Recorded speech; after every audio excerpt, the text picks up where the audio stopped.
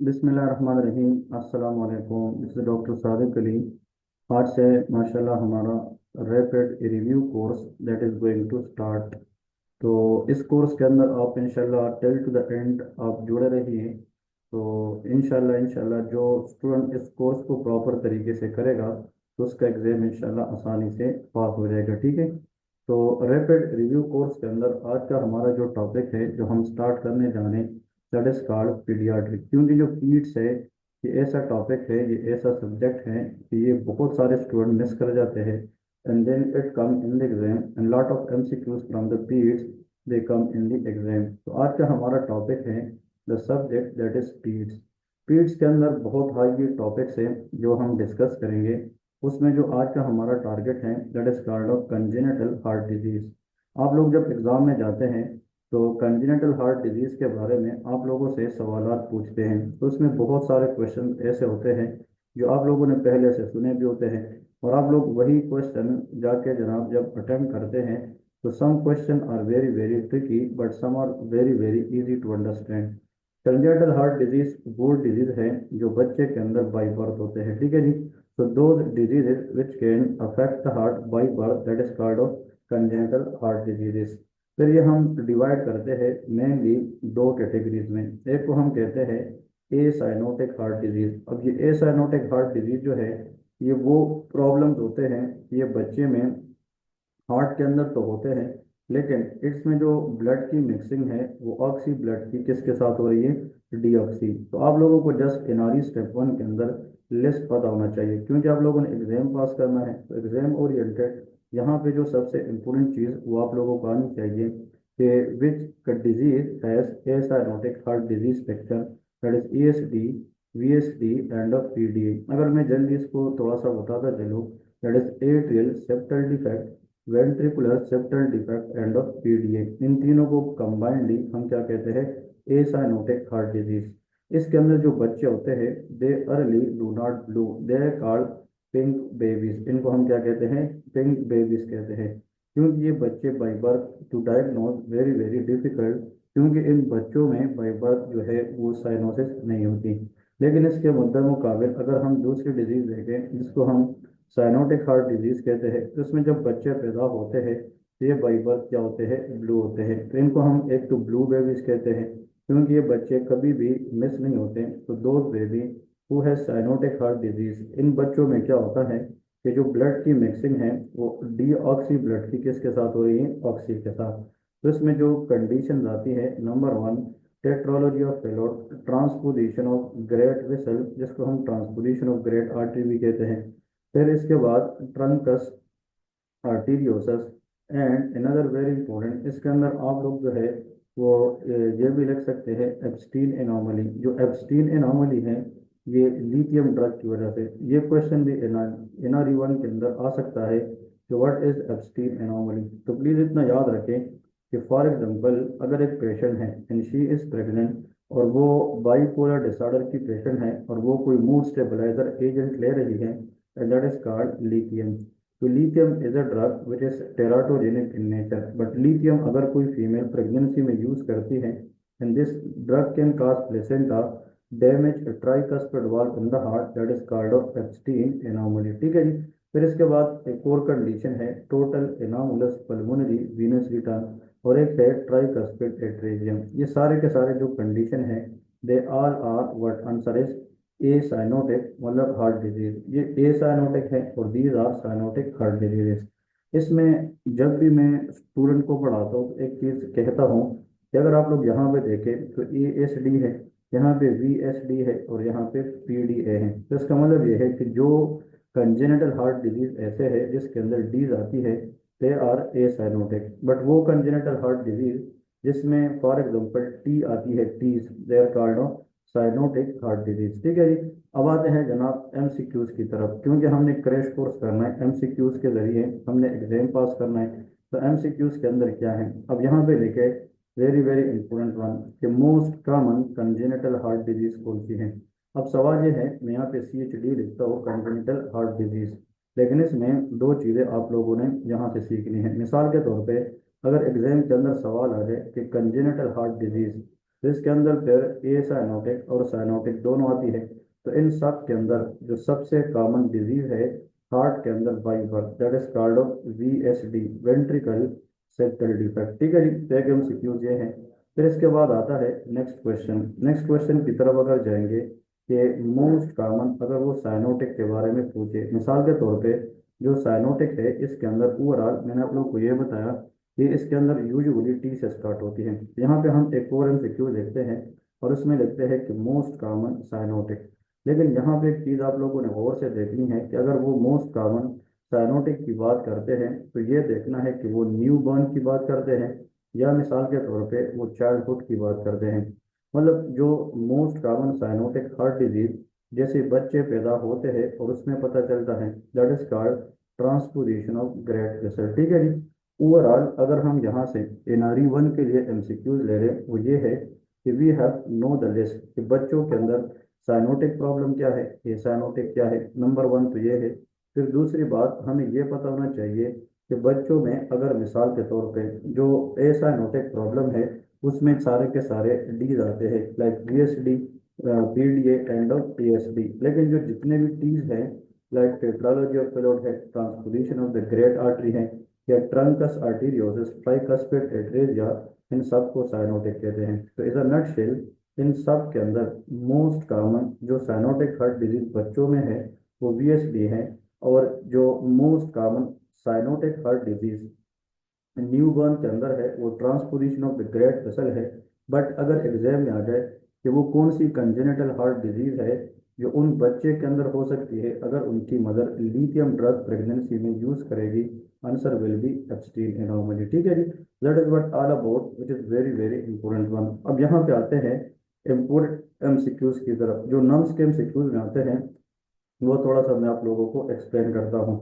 सबसे पहले तो आप लोग यहाँ पे लिखें कंडीशन, फॉर एग्जांपल कंडीशन, और सामने इस तरह लाइन ड्रा करके यहाँ पे लिखे एक्सरे फाइंडिंग। कभी कभार क्या होता है एग्जाम के अंदर आप लोगों को वो एक लंबी सी सिनेरियो देते हैं और आखिर में बताते हैं कि भाई इस कंडीशन के अंदर कौन सी एक्सरे फाइंडिंग आती है। ठीक है जी, तो चलिए आप डिस्कस करते हैं उस एक्सरे फाइंडिंग की तरफ कि वो कौन सी है। मिसाल के तौर पे अगर वो आप लोगों को ये बताए कि अगर एक बच्चा है उसको टेट्रालॉजी ऑफ फेलोड है, क्या है, टेट्रालॉजी ऑफ फेलोड है। मिसाल के तौर पे tetralogy of Fallot is the most common cyanotic heart disease in the childhood। Tetralogy of Fallot के अंदर जो मोस्ट कॉमन एक्सरे फाइंडिंग है that is called boot shape heart. इसको क्या कहते हैं, बूट शेप हार्ट अपीयरेंस। ठीक है जी। और अगर हम यहाँ पे देखें transposition of the great vessel, अब इसके बारे में थोड़ा सा मैं आप लोग को बता दूं कि नॉर्मली जो हमारे पास लेफ्ट वेंट्रिकल है वहाँ से क्या निकलती है, योटा, और जो राइट वेंट्रिकल है वहाँ से निकलती है पल्मोनरी ट्रंक। लेकिन अगर बाई बर्थ किसी बच्चे में राइट वेंट्रिकल से अयोटा निकले और लेफ्ट वेंट्रिकल से पल्मोनरी ट्रंक निकले, that will be transposition of great heart. और इसके अंदर जो एक्सरे फाइंडिंग है इसको हम कहते हैं एक शेल शेप हार्ट। इसका मतलब ये है कि जो एक शेल शेप हार्ट है that is a diagnostic of transposition of great artery. ठीक है जी, so very very important point you people must know for the exam. अब यहाँ पे एक और टॉपिक आता है NRE 1 के अंदर, congenital heart disease with murmur. क्योंकि आप लोगों ने अब एग्जाम पास करना है, अगर आप लोग इस तरह एक्सप्लेन वीडियो में जाएंगे तो आप लोग जो है बहुत ज़्यादा नहीं पढ़ पाएंगे क्योंकि टाइम बहुत कम है। तो आप लोगों को रैपिड रिव्यू कोर्स ये सिखाएगी कि कौन सी चीज़ें हैं जो आप लोगों ने ज़रूर याद रखनी है। और इस चीज़ के ऊपर इस कोर्स के अंदर जितनी भी चीज़ें हम लेके वो सारे के सारे इंशाल्लाह आप लोगों ने याद रखना है। ठीक है जी। तो देखिए यहाँ पे अगर हम कंजेनिटल हार्ट डिजीज के साथ कंडीशन की बात करें तो दिस इज कंडीशन, और यहाँ पे लिखे मिसाल के तौर पे this is the murmur. Murmur is the abnormal heart sound that is heard on the stethoscope. अब यहाँ पे आप लोगों को मैं एक मिसाल देता हूँ that is called of PDA, patent ductus arteriosus. That is called of PDA, patent ductus arteriosus. थोड़ा सा इसको डायग्रामेटिकली भी देखते हैं कि डायग्रामेटिकली इसका मतलब क्या है। देखें for example this is the heart, ये हार्ट है। हार्ट को अगर हम देखें तो it will divided into very very simple 4 chamber. ये हम 4 चेम्बर में ये डिवाइड करेंगे। यहाँ पे देखें this is the right atrium, यहाँ पे लेफ्ट एट्रियम है, right ventricle and left ventricle. अगर कोई स्टूडेंट है और वो हार्ट को सिर्फ और सिर्फ इतना भी याद रखें कि मिसाल के तौर पे ये 4 चैम्बर्ड हार्ट है, जिसके अंदर 2 एट्रियाज है, 2 वेंट्रिकल्स है। The upper 2 chambers in the heart that is atria, in the lower 2 chamber in the heart that is ventricles. अब लोग को ये पता होना चाहिए कि बिफोर द बर्थ अगर हम ये बात करते हैं prenatal circulation, prenatal circulation से मुराद ये है कि before the birth of the baby, मतलब जब बच्चा पैदा होता ही नहीं है तो बर्थ से पहले पहले आप लोगों को पता है लंग्स आर नॉट वर्किंग, यहाँ से पल्मोनरी ट्रंक निकलती है, पल्मोनरी ट्रंक और ये पल्मोनरी आर्टरी में डिवाइड होकर किसको ब्लड देती है, यहाँ पे लंग्स को ब्लड देती है। मिसाल के तौर पे यहाँ पे मैं लिखता हूँ PT that is pulmonary trunk या पल्मोनरी आर्टरी। जो लेफ्ट वेंट्रिकल है यहाँ से निकलती है that is called aorta, that is known as aorta, very very important one. अब बिफोर द बर्थ जब ब्लड राइट एट्रियम में आती है that is called fully oxygenated blood. अब ये जो राइट एट्रियम के अंदर ब्लड है it should go down but lungs are not working proper before the birth of the baby. तो यहाँ पे एक होल होता है दैट इज फोरामेन ओवेल, और फोरामेन ओवेल के जरिए राइट एट्रियम से मेजॉरिटी ब्लड वो लेफ्ट एट्रियम में जाती है, ठीक है जी। लेकिन इसमें होता यह है कि राइट एट्रियम से कुछ ब्लड जब राइट वेंट्रिकल में जाएगी तो फिर वो पल्मोनरी ट्रंक में आती है। तो फिर बिफोर द बर्थ देखें नेचर का निज़ाम देखें कि फिर यहाँ पे अयोटा और इस पल्मोनरी ट्रंक के दरमियान एक डक्ट होता है जो ब्लड को बाईपास करता है पल्मोनरी ट्रंक से आर्टरी से कहाँ पे अयोटा की तरफ। तो ऐसा डक्ट जो दो आर्टरीज के दरमियान हो लाइक पल्मोनरी आर्टरी अयोटा के दरमियान, तो इसको डक्टस आर्टीरियोसस कहते हैं। तो आप लोगों से अगर एनआरई स्टेप 1 के अंदर ये नम्स के अंदर एग्जाम में भी आता है कि अगर आप लोगों से ये पूछा जाए कि what is the direction of blood flow in ductus arteriosus, it shunt the blood from pulmonary artery toward the aorta. लेकिन आप लोगों से अगर मैं एक और सवाल करता हूँ मिसाल के तौर पे, ये तो ठीक है ये शंट करती है but before the birth, but this duct has to be close after the birth. लेकिन इन सम बेबी जब वो पैदा होते हैं तो still these duct remain open, और जब ये रिमेन ओपन होते हैं तो उनको फिर पेटेंट डक्टस आर्टीरियोस कहते हैं।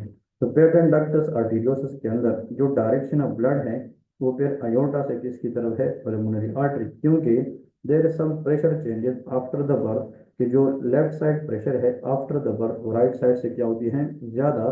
तो फिर अगर ये डक्ट बंद ना हो जाए तो फिर अयोटा से ब्लड वापस किधर आएगी, पल्मोनरी आर्टरी में आएगी, और इस पीडीए की वजह से एक मरमर पैदा होगी जिसको हम कहते हैं machinery murmur, that is called machinery murmur. तो आप लोगों ने याद रखना है इसको हम मशीनरी मरमर भी कहते हैं या इसको हम कंटिन्यूस मरमर भी कहते हैं, ठीक है जी। तो प्लीज रिमेंबर, अब आप लोगों से मेरा सवाल यह है आप लोग अपने आप से ये सवाल करें कि सर जो हमसे सवाल पूछ रहा है आया वो हम गेट कर चुके हैं कि नहीं। नंबर 1, अगर मैं सवाल करूं what is the direction of blood flow in ductus arteriosus, तो हम बिफोर द बर्थ बात करेंगे and that is from pulmonary artery toward the aorta. लेकिन अगर हम ये बात करें कि what is the direction of blood flow in PDA persistent ductus arteriosus, तो फिर आफ्टर द बर्थ बात है पोस्ट नेटल सर्कुलेशन है वो फिर अयोटा से पल्मोनरी ट्रंक है, ठीक है जी। तो इतना एमसीक्यू याद रखें, और इस डक्ट को बंद करने के लिए जो ड्रग देते हैं that is called of indomethacin, that is one of the NSAID prostaglandin blocker that can close this duct very efficiently, ठीक है। अगर 6 से 8 हफ्ते तक बच्चे में एंडोमेथासिन देने के बावजूद भी डक्ट बंद ना हो जाए तो फिर हम बाद में क्या दे सकते हैं, we should give surgical closure, हम फिर सर्जिकल क्लोजर करेंगे क्योंकि if medical close medically we fail to close this duct then the last option is surgical closure। फिर इसके बाद देखिए VSD that is ventricular septal defect. अब ये कॉमन भी है और वीएसडी एक ऐसी डिजीज है इसमें ब्लड की शंटिंग ये लेफ्ट साइड से राइट की होती है, मतलब जो ऑक्सी ब्लड है वो किसके साथ मिल रही है, डीऑक्सी के साथ। अब यहाँ पे अगर हम देखें मिसाल के तौर पे जो वीएसडी है इसके अंदर जो मरमर है that is called holo systolic murmur, इसको हम होलो सिस्टोलिक मरमर भी कहते हैं और it is also known as pan systolic murmur. तो प्लीज ये दो फाइंडिंग याद रखें कि boot shape heart appearance on the X-ray, the hallmark of tetralogy of fluid, transposition of the great vessel, ये एक शेल शेप है। और जो ऐसे इन्फेंट जिनकी मदर प्रेगनेंसी में डायबिटिक होते हैं उनके आने वाले बच्चों में ट्रांसपोजिशन ऑफ ग्रेट वेसल के चांसेस भी ज़्यादा होते हैं, ठीक है जी। फिर दूसरी बात मशीनरी मरमर पर PDA and holo systolic murmur for VSD। ठीक है जी। अब यहाँ पे नम्स के अंदर एक और क्वेश्चन आता है, उसकी तरफ जाते हैं। क्वेश्चन लिखते हैं कि विच वायरल इलनेस, मतलब अगर मिसाल के तौर पे एक वायरस है और वो इलनेस कराए इन प्रेगनेंसी, मदर प्रेग्नेंट है और उसको जनाब एक वायरल इलनेस हो जाए और वो जाकर फ्यूचर में इंक्रीज करती है रिस्क ऑफ CRS। तो आप लोग कहोगे what is CRS? Stand for C for congenital, by birth, R for rubella and syndrome. तो इसका मतलब ये है रोबेला सिंड्रोम, या आप लोग इस तरह लिख सकते हैं मिसाल के तौर पे, तो कंजेनिटल रोबेला सिंड्रोम तो मतलब वो कौन सी वायरस है, अगर उसकी इन्फेक्शन माँ को हो जाती है इन प्रेगनेंसी तो वो रिस्क बढ़ाती है इन बेबी फॉर CRS। तो वो इटसेल्फ जो है रोबेला वायरस इन्फेक्शन है। तो रोबेला इज अ वायरस, अगर इसकी इन्फेक्शन हो जाए मतलब ये है कि मदर के अंदर प्रेगनेंसी में, तो आने वाले बच्चे में क्या कराती है? CRS। अब यहाँ पे आते हैं एग्जाम की तरफ, जो क्वेश्चन आता है कि व्हाट इज द ट्राइजेट, इसकी ट्राइजेट क्या है।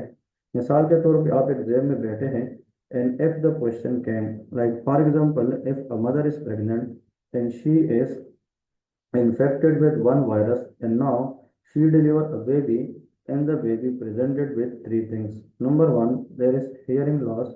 The baby can't able to hear properly, hearing loss and can't see properly because of cataract। क्योंकि आई के अंदर जो लेंस है उनकी जब ट्रांसपेरेंसी खत्म हो जाए and it become opaque, that is called of cataract. और साथ इसके साथ साथ for example PDA, patent ductus आर्टिरियोसा।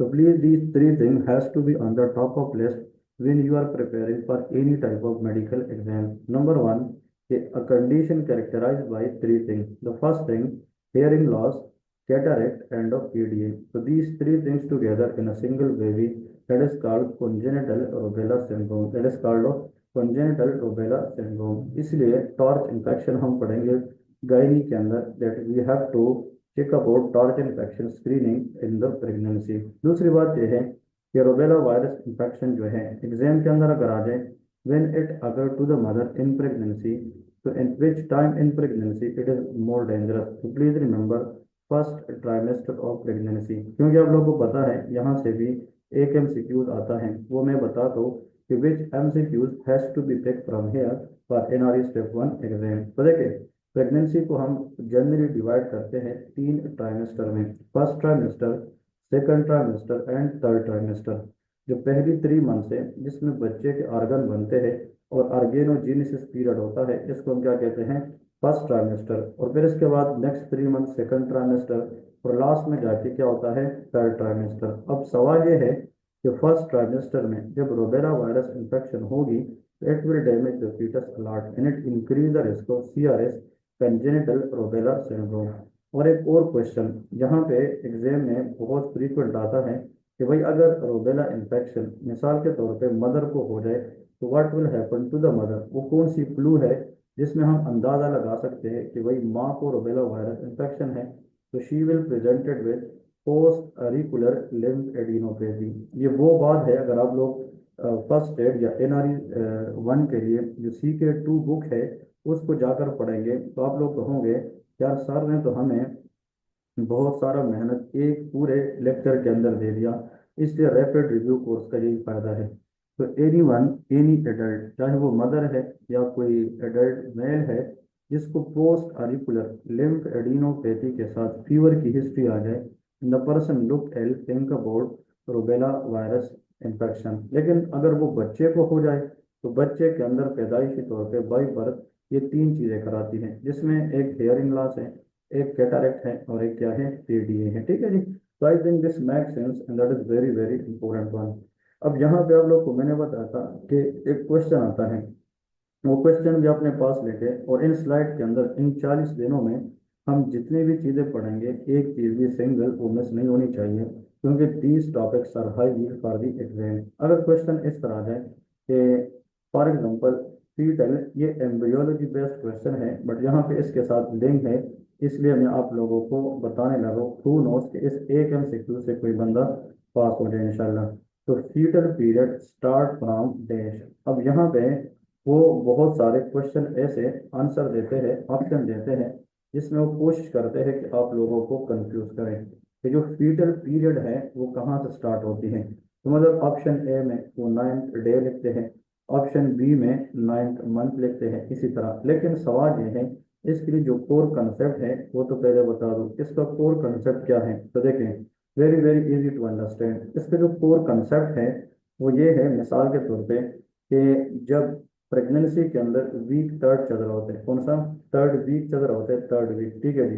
तो यहाँ पे देखिए, थर्ड वीक से लेके 8 वीक तक एम्ब्रियो जो है उनकी डिफरेंट ऑर्गन बन रही होती हैं। इस वीक को या इस पीरियड को हम कहते हैं organogenesis, that is called organogenesis.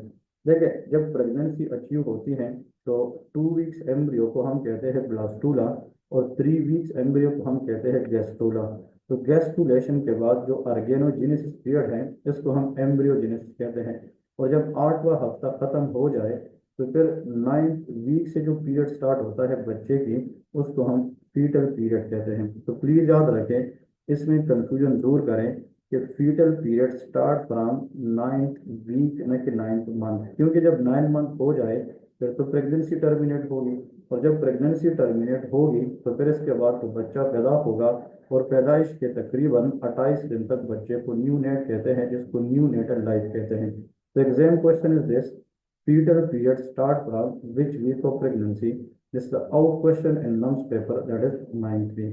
So that is what all about today, the first lecture in the rapid review course। ये आप लोगों को इसलिए आज एक लेक्चर लिया है कि कुछ लोगों ने ये रिक्वेस्ट की है कि वो भी आज इंशाल्लाह ज्वाइन करेंगे। तो इंशाल्लाह कल से जितने भी लोग ज्वाइन कर चुके होंगे, मोर देन 120 लोग ऑलरेडी ज्वाइन कर चुके हैं ग्रुप में, तो इंशाल्लाह फिर हम वेट नहीं करेंगे, जो जो फिर आते रहेंगे वो पढ़ते रहेंगे, क्योंकि मैंने पूरे 40 डेज को प्रॉपर तरीके से इंशाल्लाह डिवाइड किया है। और आप लोगों ने आज के लेक्चर से ये अंदाज़ा लगा चुका होगा कि इंशाल्लाह अगर आप इस तरीके से पढ़ेंगे, इस तरीके से मेहनत करेंगे, जिस तरह हम आप लोगों को गाइड करते रहेंगे, इंशाल्लाह एग्ज़ाम सबका पास हो जाएगा।